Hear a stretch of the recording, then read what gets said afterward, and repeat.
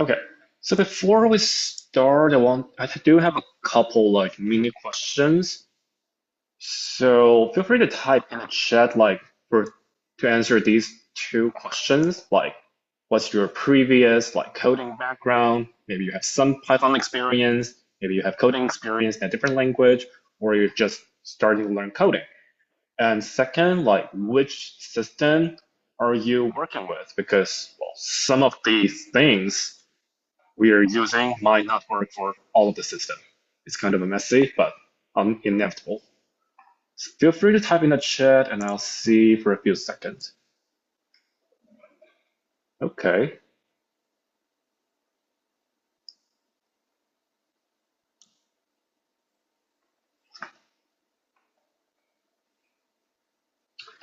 Okay. I see a lot of people are using Windows and okay. A lot of people also have coding experience. That's helpful. I'll hop in for a few more seconds. Okay, great. I see. So I'm just curious, if all of you are using VS Code, are you using which of the shell version are you using in Windows? Is it a PowerShell or did you install the subsystem for Ubuntu based on the VS Code system? Does anyone have any idea about which like command line system they're using at the moment? Okay, VS Code with PowerShell and Bash. That's very helpful to know. I just don't want to throw in like a bunch of commands that wouldn't really work on your guys' computer. Git bash. Okay, I see. Okay, so a little bit, once we know a little bit about everyone's background, we're going to hop into what is Python and why do we ever need to use that. So I guess for a lot of people, like, they just like maybe Python is the most popular language, and it is popular for a reason because, well, it's probably one of the easiest language to learn at the moment. And that being said, it's not easy to maintain a very large Python code base for various reasons that we're going to see today. And you can basically do like almost everything with that. I used to work with Flask, Django for web dev, well, mostly on the backend. For front end, you always need JavaScript. I work with NumPy, Pandas for data processing. You will also learn how to use this in the second half of this course. And we also use PyTorch and a lot of different like machine learning stuff and data engineering stuff that we will not cover in Python 100, but we're trying to design that and incorporate that in Python 200 if you're interested. So Python is basically the language for data science and data in general. Whenever you want to work with a data-related job, data engineer, data scientist, data analyst, most likely you're going to need Python, as well as a little bit of SQL or a lot of SQL. And don't worry, we're going to cover both Python and SQL in this class. Well, not today, but sometimes in the next 2 weeks. So a couple more things that I want to make sure everyone is fully aware of. Even though this class is called Introduction to Python, but you need a little bit more than Python to success. As some of you might have noticed that you need to know how to use Git, you need to know how to use command line. And I'm pretty sure most of you have been using command line for a while. At least when you start like your week 1 assignment, you do need to use command line to execute your command. The second component, as in your week 1 assignment, is that you need to have a .py file. This is where your Python code will be going. And in addition to a Python code, you will also have a Python kernel. A Python kernel is just like a command line tool, but you can just execute your Python code in that. Normally, your command line will read bash or like Windows PowerShell language, or called CMD. But when you execute, when you open up your PowerShell, you can just execute your Python code there. And finally, we also have the Jupyter Notebook. Actually, today we're going to see a little bit of the Jupyter Notebook, even though it's not required for Week 1 assignment, but I think it's easier to just let you guys see and execute code there for my examples. So it's a versatile environment just for quick Python coding and visualization.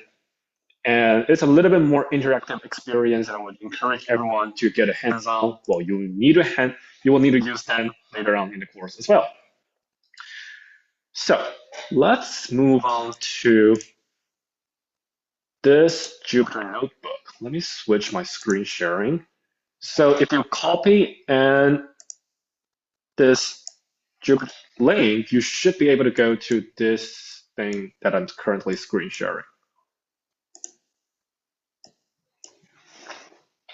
Can everyone open this link?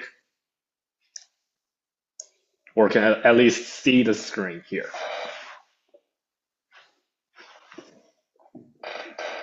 I'll wait for a few seconds to see if everyone can see it. Okay, I guess we could. Disclaimer, what you see when you open up this page might look different because I'm using dark mode. And also I'm using a paid version of, yes, I can send a link in the chat. Just a second. Hold on.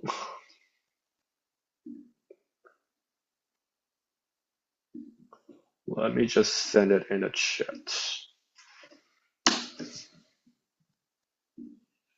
Okay, you should be able to open this up. It might look a little bit different on your web page just because I edited some of the display preference. And also I'm using a paid version, which will give me a terminal here, just like a command line, basically the command line. So I can run hey, what's happening here? I have a command line here, but you don't. That's the paid version. For the paid version, you also have better access to GPU. That's what the main reason I'm using it, because sometimes I'm running some tasks that's running out of GPU. That I can't run on my personal computer. For example, you can use some of the cool NVIDIA chips here if you know how to use them.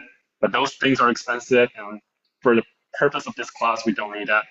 But if you ever feel oh, I can't really run something on my computer, Google Colab is a good, well, an okay-ish choice if you know what you're doing. Anyway, we're not going to use that.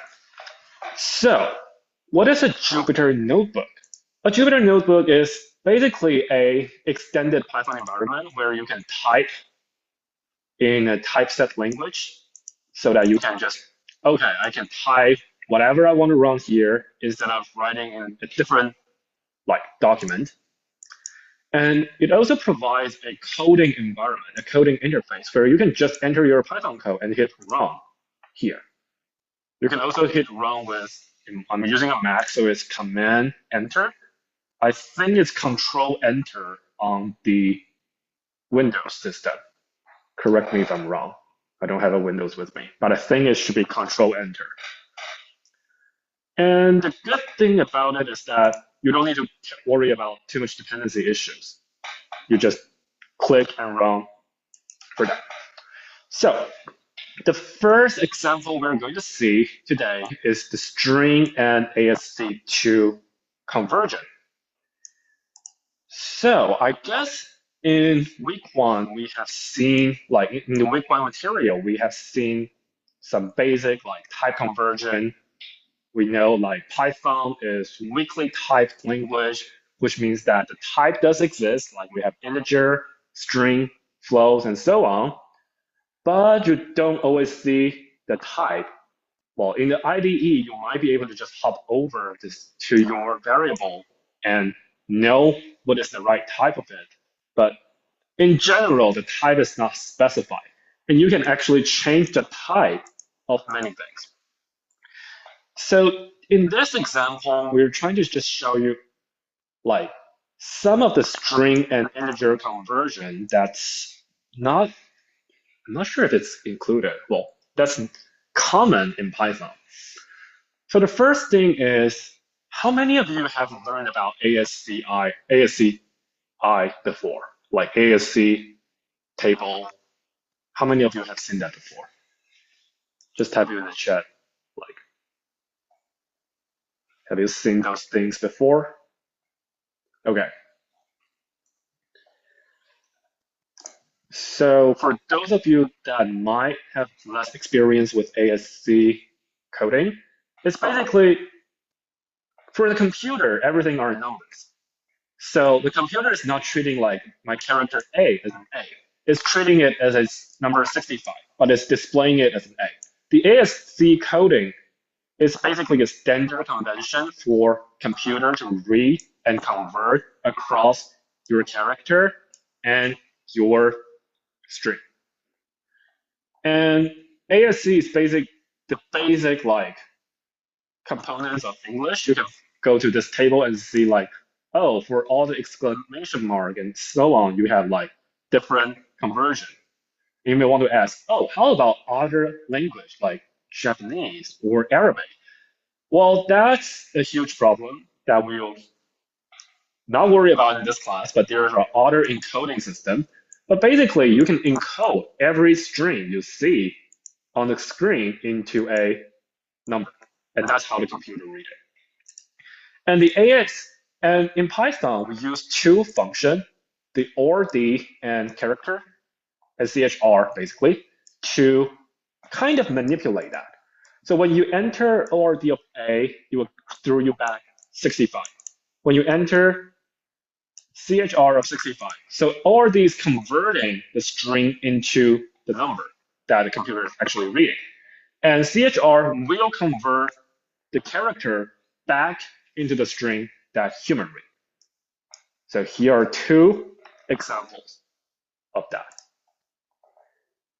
And here we're trying to show like some basic CHR and ORD operation.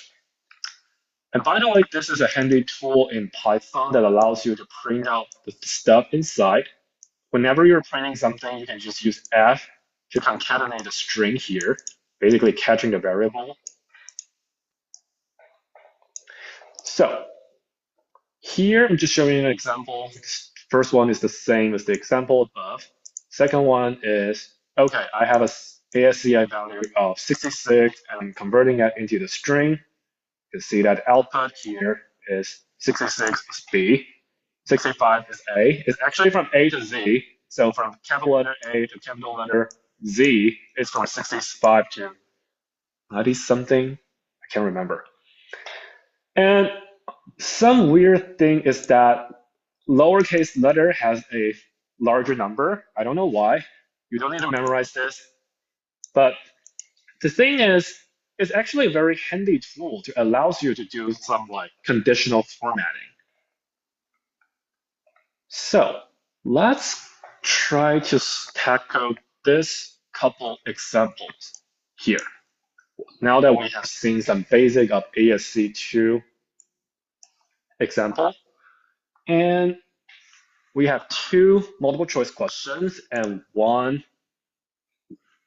tiny bite of coding question. So I'm going to set you guys into breakout room for about, let's say 5 to 10 minutes. I'll say 7 minutes. And then once we're back, we're going to discuss the answers for that. Hold on. How do I start a breakout room? Here we go. So we have, how many people do we have? We have 10 people. Let's create 3 rooms. And then I'll hit create. So if you can go to this one and kind of go through the 3 questions, I think we can have one team for each question, even though the third one is kind of harder, but whatever. And we'll come back to see if we can get all of them right. Hop you in the breakout room.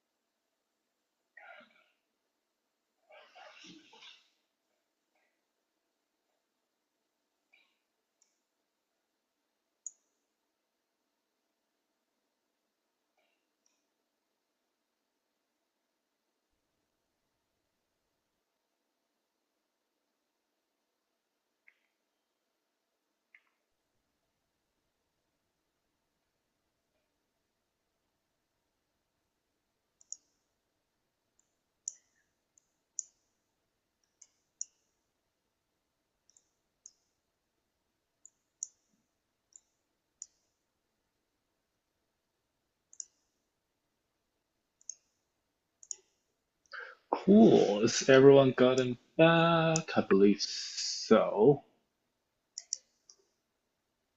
Okay. So, is anyone willing to share the answer for the first two questions? You can just share one if you're not sure about the second, like whichever you're comfortable with.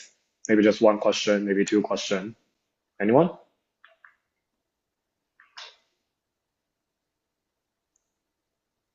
Or just feel free to type in the chat if that's easier.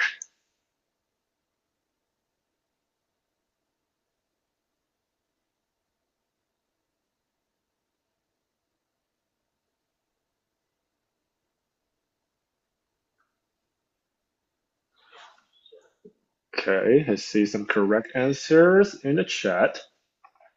Now, let's see the more challenging part. Has anyone managed to do this coding question?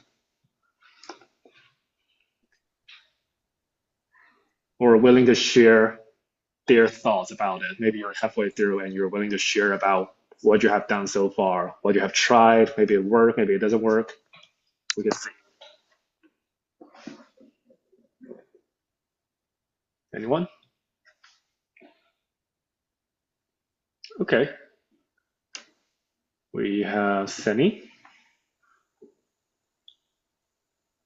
I have actually a question about this this question. Okay.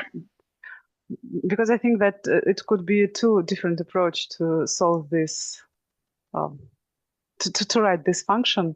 One Yeah. depends on ASCII codes and another one for string functions. What you're expecting us to do for Whichever might work, actually, because they're both week 1 like material. So if you're using week Oh, one okay. material, it's fine. Okay. So what's your approach here? I could share my screen and Yeah, feel free to I do do it. the copy. Can Yeah, I do the copy of your notebook. Okay. So I don't think I I think you can maybe I try again. shared the I think I just yeah gave I gave you yeah the I permission. do you see my screen? Stop share. Maybe you have to try again. Okay, At I least can it see it now. showed me. Okay, yeah. Do you see it? Okay, so So the first the commented approach is that using their string additional function that just lower the cases of all characters in the string. okay. And this one actually there I thought about this approach, but these lines just Gemini provided because we don't have enough time to. I didn't know their edge numbers of ASCII I see. presentations of higher of upper space characters. So the idea is that we look through the whole character through their parameter and check if their character ASCII code lays between 65 and 90. It means that it's uppercase, and we just change it to lowercase, but by adding 32 because the difference between their A in uppercase and A in lowercase is 32. Okay. And we print char by char through the loop. Okay. Or we can just print the whole line after it. Sure. This sounds about right. Did you have any bug halfway? Did you mention that? No, I don't. Okay. So yes, that's one correct approach to this question. Basically looping through that. I think what? Why did I write this here? It should be hello world. Anyway. So that's one correct approach, and it's probably something that you might need someday for conditional formatting of the code. And let's see. So everyone, well, feel free to give it a try yourself. There is more than one approach. I mean, you can try to change that, or There is actually a built-in function that allows you to do something similar. I think it's called string to lower. Anyway, now let's move on to the second exercise slash example. Before that, does anyone have any questions about the first demo slash exercise? I'll wait 5 seconds. Okay, everyone seems to be cool with that. So the second exercise, we're going to talk about scope and functions. So in first week's material, I think we've seen a lot of, well, I think it's a lot of different like syntax. There's if, else, clause. There is function definition, and so on and so forth. And I want to emphasize the concept of scope and function again. Well, actually, I think I should have an additional like if else command with the scope, but the logic is the same. It is very important to keep track of the scope of the variable you're using, especially because in Python, the scope of function could be really, really messy. And fortunately or unfortunately, there are two ways that allows you to address the scoping issue. The first one is called global. The global variable will just tell your interpreter that the next few keywords are global variables, which means that they should exist in the entire Python environment.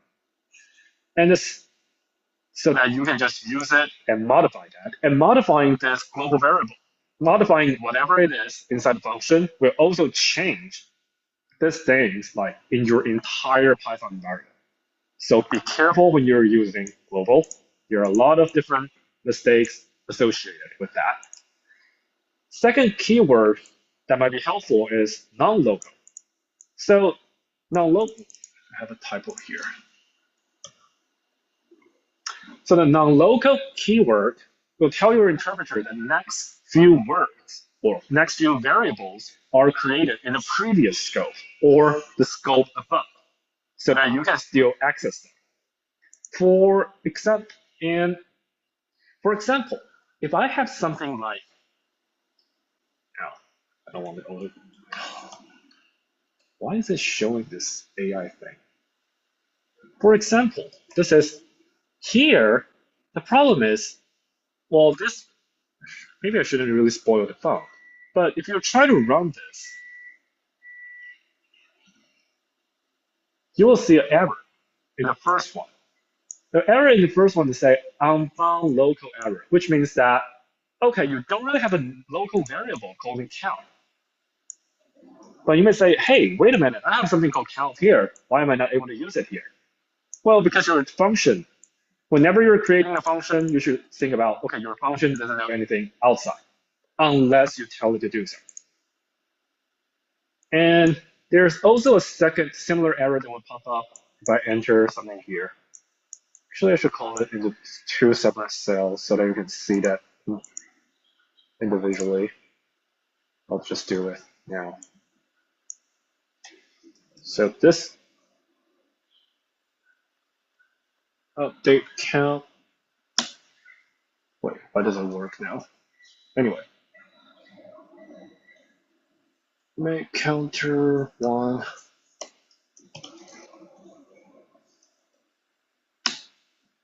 You have a similar error here. For the problem with the first one is that, well, this is sometimes it will throw an error, sometimes it wouldn't. The reason that I'm now able to actually use that is because, well, I've previously executed this, so it's saved somewhere in my memory. But if I don't do it, sometimes this is going to throw me an error. Let me give you a different example. Let's say, I mean, even if I don't declare anything, this will still give me the example because like my memory, my Python still remember that unless I tell it to forget about it. Now let's say I change it to none. I think this will show me an error.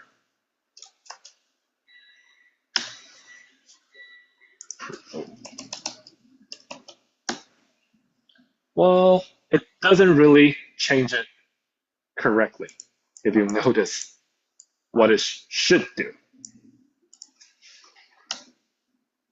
And it's giving me a, oh, it's count one. Okay, it's giving me an error.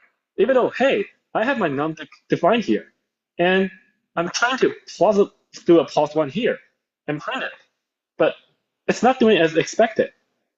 And you can see that, oh, wait, hold on. When you actually do run it different times, you get different results. Why is that the case?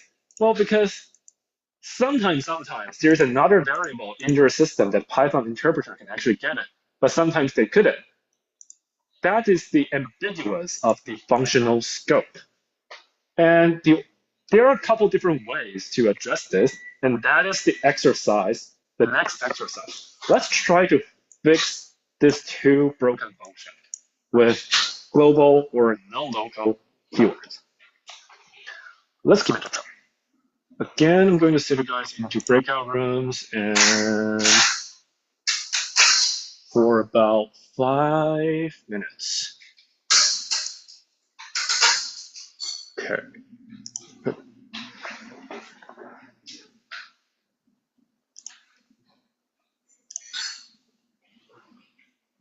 Okay, so we'll be back to discuss how can I actually fix that.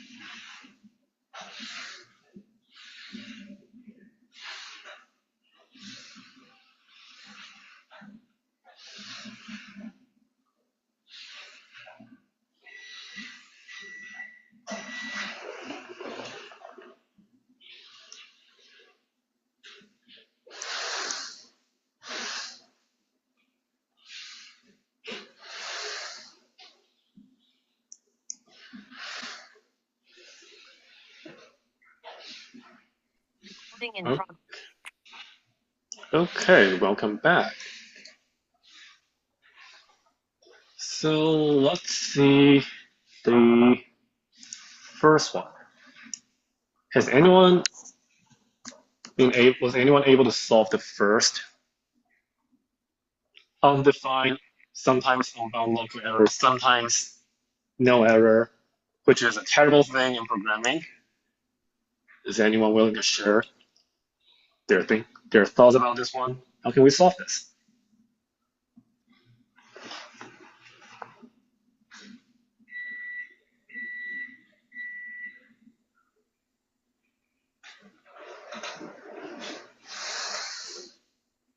Anyone?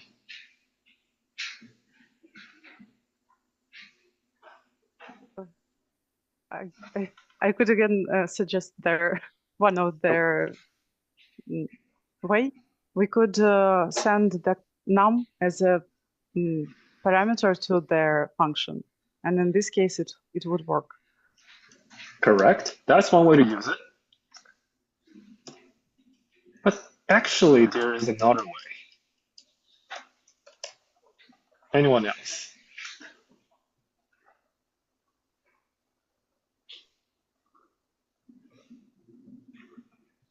Anyone?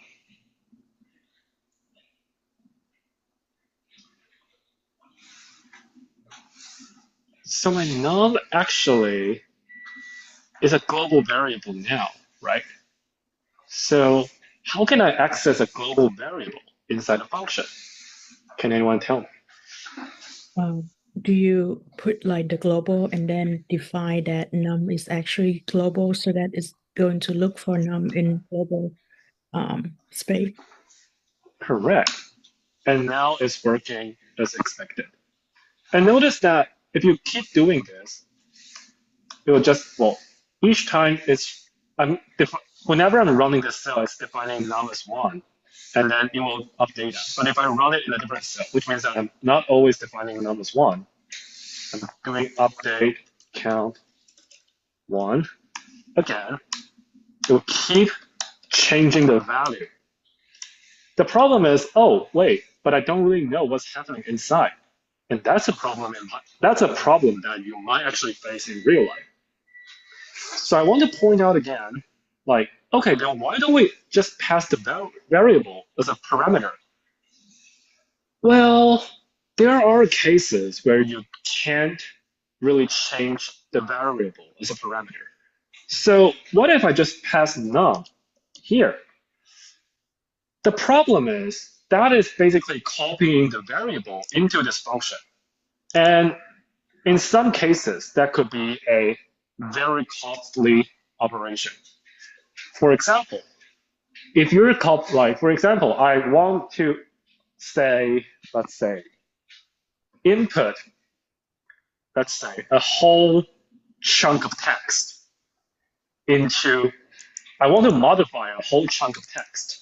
Let's say my text is something like 10 billion words. What will happen when I pass that into my function? Well, that means I will need to pass this entire text into this function, and that's a costly operation. And in some cases, that's moving, like using global variable is the preferred approach, but you shouldn't always use global variable, put it that way.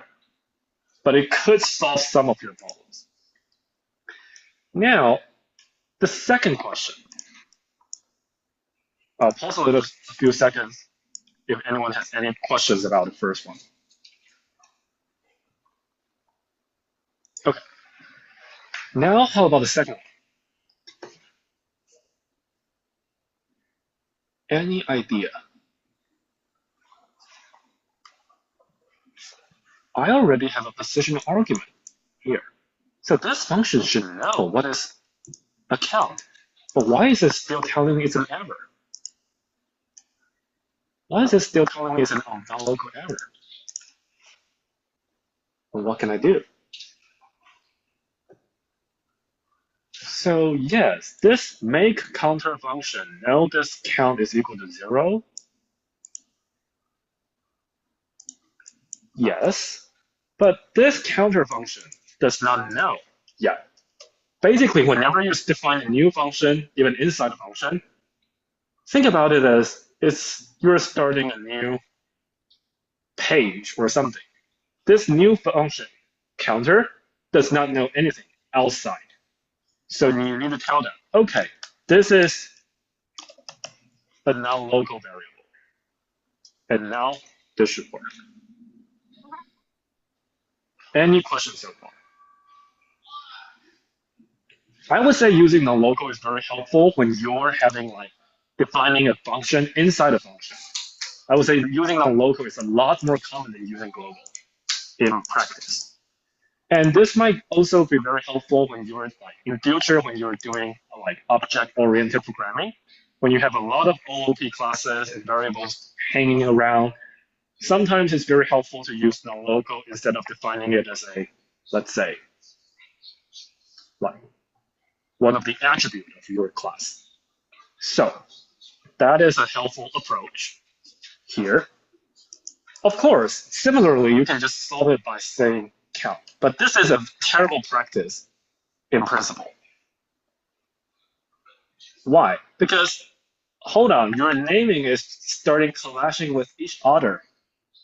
In principle, this is a terrible approach to do. Even though it's acceptable, it will not throw you an error, but please don't. Okay? Okay. Any questions about functions and scope and so on? Nope. Okay. Oh, there's another thing I want to tell you, but do I have time? No. Maybe I'll save it till next time. Okay. The third exercise we're going to see today is indexing and slicing, particularly with string. So in Python, it is okay to add a character to a string, like at the end of the string or at the beginning of the string, but you cannot change the string once it is, why am I writing created? It's corrected. Once it's created. And on the other hand, you can change however you want with the items in the list. And except it's kind of weird, but if you have learned other programming language, you know actually a lot of the programming language work this way. Except for the mutability issue, a string is basically a list of characters aligning up. So you can use the same indexing method for both string and list. So why do we want to point out these three things? Well, let's see the following example. So I have a text, Python. I want to print out text of 0. The 0th element is p. The 5th element is n.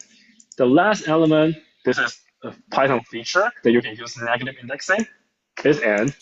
-2, we got o.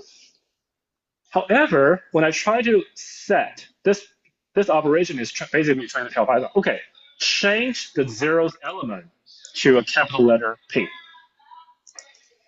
In this case, we actually see an error. It's saying, oh, string object does not support item assignment. It's telling us, yes, you can add things to the end or at the beginning or whatever, but you cannot change the item in place.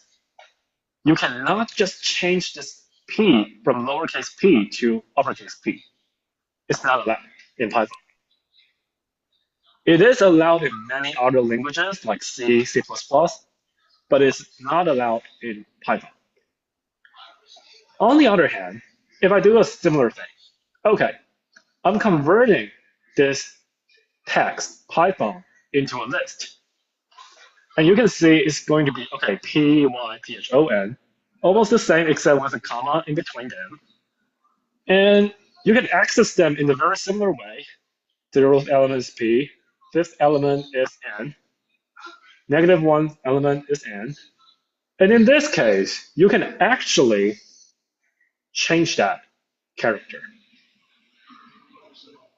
So here is the major difference between treating everything as a list, actually converting it into a list versus working with a string. And this is a very common error to happen when you're writing your string code. It's like you're changing the assignment of that. Maybe you are used to writing those code when you're working with JavaScript, maybe, but this is not allowed in Python. Okay, now that we know these two things, these difference, let's try to correct this function. As we can see, I'm trying to write a function to modify like the third, like whatever index, and change it into another character. But this is currently throwing me an error. I can't really do that. But I really want to do this function. Well, this is actually a helpful function, right? I want to change whatever thing. This is not allowed in Python, but this is something I would want to do in real life. I mean, if I have a typo in my code, in my input, I want to correct it, then this is something I really want to do, right? How can I do this? Again, I'm going to send you guys in a breakout room for about 5 minutes and come back to see how can we actually fix it. Again, there's more than one way to do it. So if you think about other ways, feel free to just pop it.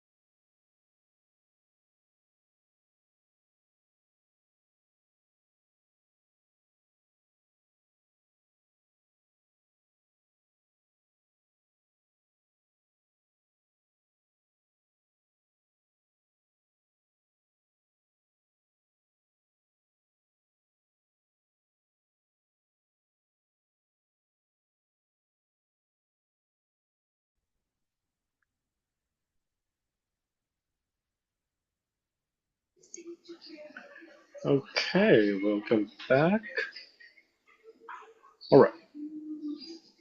Has anyone got any idea about how to make this function work as intended?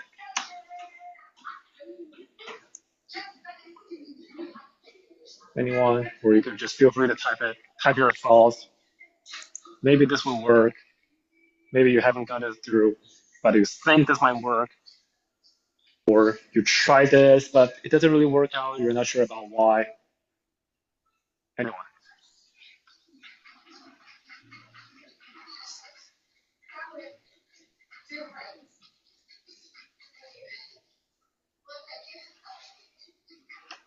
Any thoughts about how could this possibly work? Okay, change string parameter text to list. Almost this approach. What you're thinking in mind maybe, okay, like maybe do something like this, and then return it. But notice that you need a final step here. You actually need to convert it back into a string to make it work. This is one way, and there is another way you can do it. This is basic, so you can try to create a result which is equal to text from 0 to the index plus the target character plus the remaining of the text.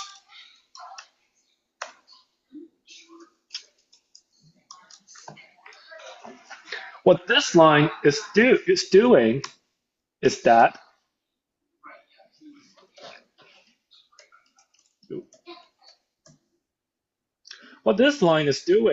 okay, I'm getting from the first character to before the target.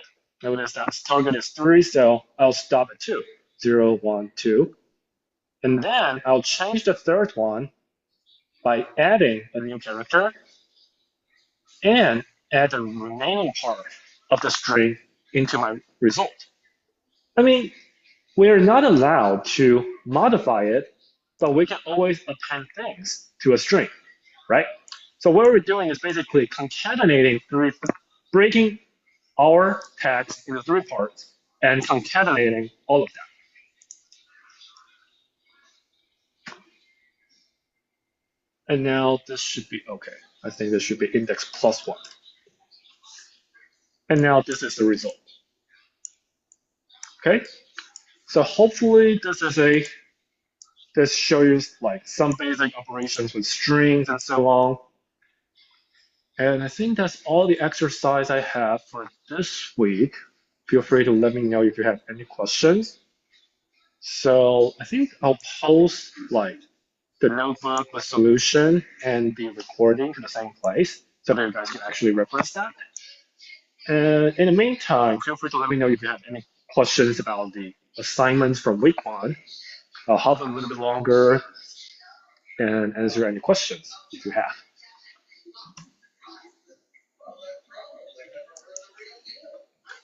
Yeah, I think that's all for this week. Thanks for coming to the session, and feel free to let me know if you have any like additional questions about like the assignment or anything else.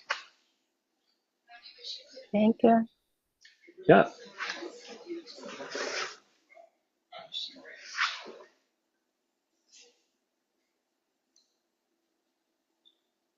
Thank you.